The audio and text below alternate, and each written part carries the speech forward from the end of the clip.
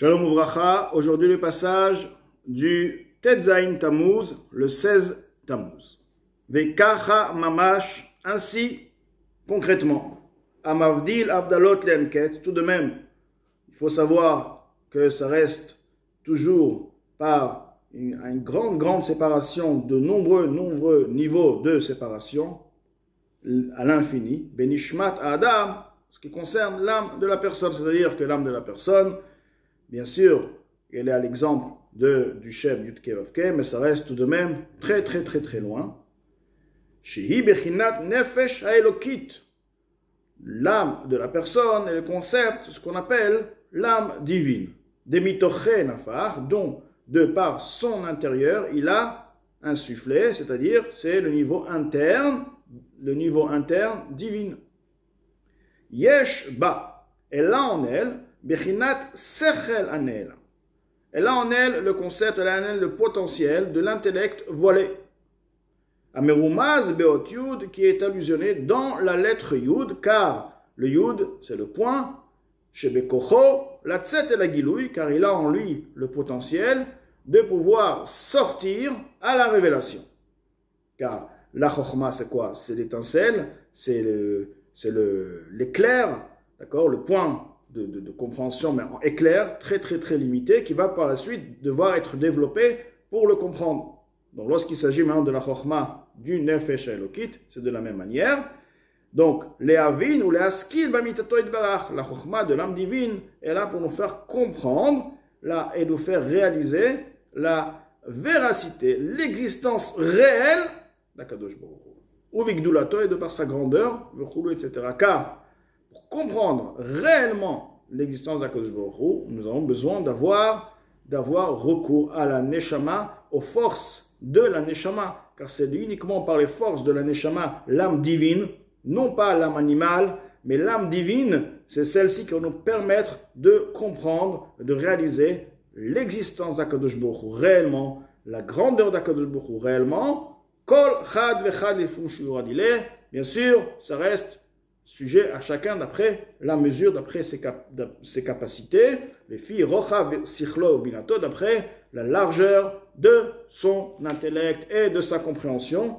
Ceci veut dire qu'il sera sujet par la suite de devoir travailler, développer cette compréhension. Donc ceci est le Yud. L'Admorazaken nous explique que la Neshama a en elle 10 sphirot, le concept des 10 sphirot, car elle provient de Yud-Ke Vav-Ke du nom de Hachem, qui est en fait, Yud-Ke Vav-Ke inclut en lui les 10 sphirot de Hatzilut et des mondes. Donc, c'est pourquoi la Neshama, quand elle provient du niveau interne, du niveau interne du Or En Sof, c'est pourquoi elle aussi, en elle, ces 10 facultés.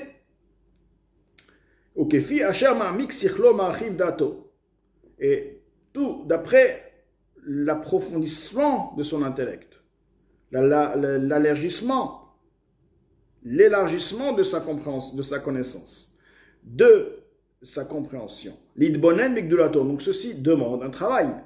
C'est sûr que ce n'est pas par une compréhension rapide que la personne accédera à la réalisation d'Akadosh Baruch Hu. Ceci demande un travail intellectuel profond de contempler la grandeur d'Akadosh Baruch Hu, de la Torah Barach Azai. Alors lorsqu'il arrive à ce stade de compréhension, Merumezet binato beote. C'est là, à ce stade où la bina, la compréhension de la personne, est allusionnée dans le mot he, dans la lettre he.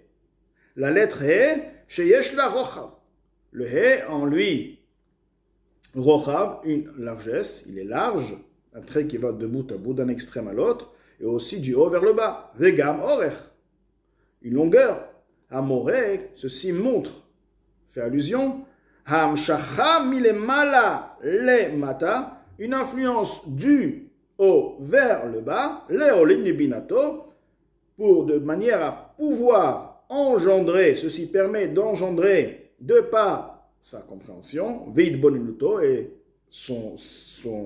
sa compréhension, contemplation, compréhension, bigdulat Hashem, dans la grandeur de Hashem, ava veira, betoldoten, l'amour, la crainte, ainsi que leur descendant, si on veut, ce sont les autres émotions qui découlent de par l'amour et la crainte. Bemocho, ceci va tout d'abord se présenter dans son cerveau, l'amour et la crainte.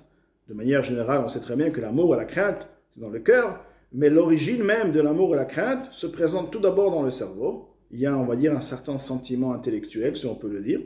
Betalumot libo, aussi dans son cœur, mais de manière très très voilée. Il va commencer à naître, à faire jour, mais ça sera encore voilé. C'est uniquement par la suite que ceci sera dans son cœur de manière révélée, dans la révélation de son cœur. Donc, le He représente la compréhension, aussi bien la révélation des sentiments, la naissance des sentiments.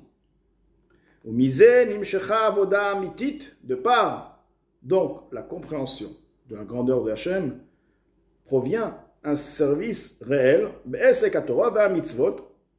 dans l'étude de la Torah et les mitzvot, car celui qui fait la mitzvot, qui fait les mitzvot et qui étudie la Torah, l'ishma, c'est celui qui a en lui l'amour et la crainte de Hachem. Pourquoi j'étudie la Torah? Pourquoi je fais les mitzvot? Parce que j'aime Hachem, parce que je crains Hachem.